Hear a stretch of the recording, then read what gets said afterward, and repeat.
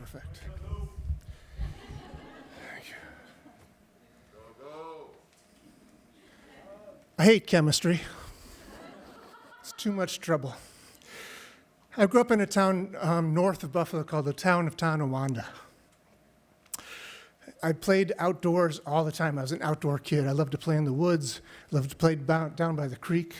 I was an outdoors guy. I never had any designs or dreams about the bright lights in big city.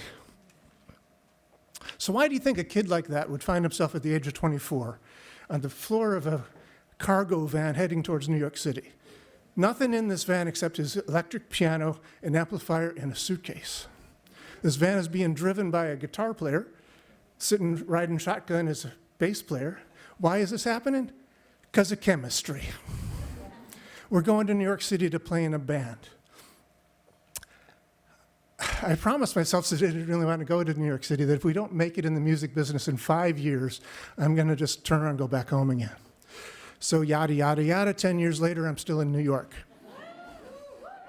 The band broke up like 9.5 years ago, as did every other band that I was in or relationship that I was in, just either fizzled out or blew up. So I'm done. I'm ready to go home. I've minimized my possessions. I'm ready to go. I'm saying my goodbyes. And I'm having a beer with a friend of mine. She says, you know, you should really meet my roommate. I think you'd really get along.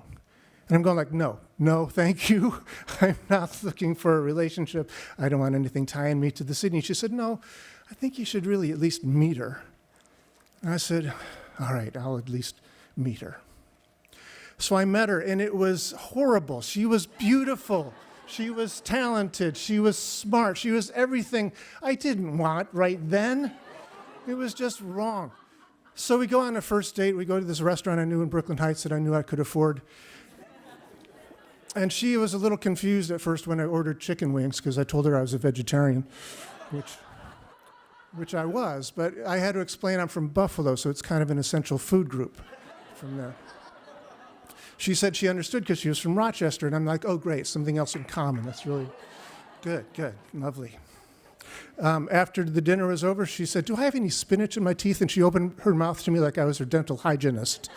And I was like, well, no, but if you did, aren't I the person you're supposed to be hiding that from, like the first date guy, you know? So we were having a good time. She could laugh at her foibles. That was good. Another good thing. So we're walking finally after dinner. We walk along the Brooklyn Promenade going down to the Brooklyn Bridge. Underneath the Brooklyn Bridge is this lovely restaurant called the River Cafe. You guys been there? It's great. If you haven't been, you should go. It's really beautiful. They won't let me in because I don't have a dinner jacket. Right? But they have some loaners in the coat check area. So they give me this powder blue polyester thing that I can't really believe they thought was better than nothing at all.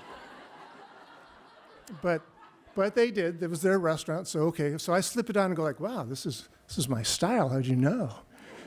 And she laughed and thought it was good that I could go with the flow like that. So we were having this great time. We go in, sit down by the piano bar. There's this man playing this really elegant, like American songbook stuff, really beautiful stuff. It's such a romantic place, view of the city.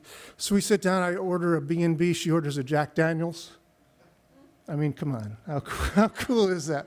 And, of course, they give me the Jack Daniels, they give her the B&B, and it's like, oh, no, it's the other way around. So we're having this lovely time. I'm beginning to forget to resist the situation.